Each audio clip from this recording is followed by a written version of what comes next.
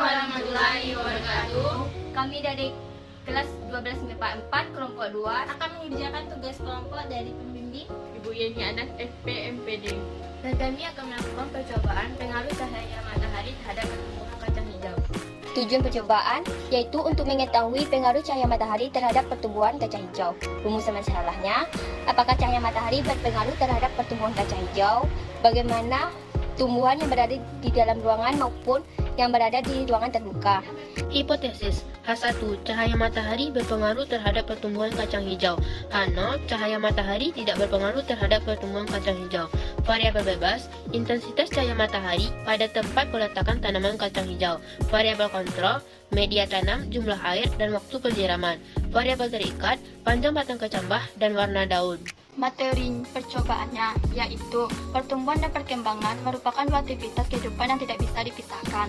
Karena prosesnya terjadi persamaan pertumbuhan dapat diartikan sebagai proses pertumbuhan volume yang bersifat kuantitatif dan intersosial. Perkembangan suatu proses untuk menuju kedewasaan yang bersifat kualitatif dan refleksibel.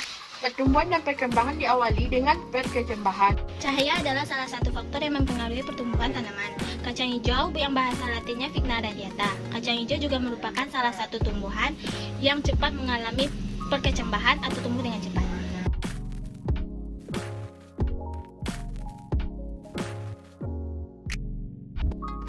Setelah kacang hijau direndam, isilah wadah dengan kapas yang sudah dibasahi. Letakkanlah kacang hijau ke dalam wadah.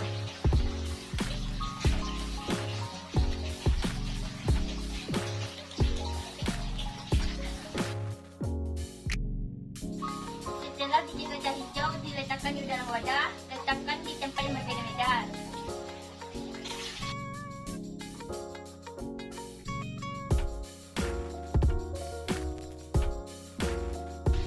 Pada hari kedua, biji kacang hijau di dalam ruangan dan di teras sudah muncul radikulanya, sedangkan di luar ruangan belum.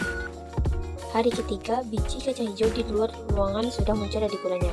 Pada hari keempat dan kelima, terlihat kacang hijau dalam ruangan yang tidak mendapatkan cahaya matahari, sehingga hormon auksin pada kacang hijau menjadi aktif, menyebabkan tanaman berwarna pucat, daun yang tidak memiliki klorofil, batang panjang, lemah, kurus.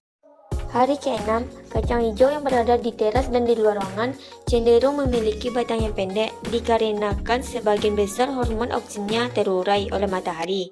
Kondisi batangnya yang besar dan kuat dibanding tempat yang gelap, dan daun yang hijau karena mendapatkan cahaya matahari yang cukup dan klorofil yang cukup.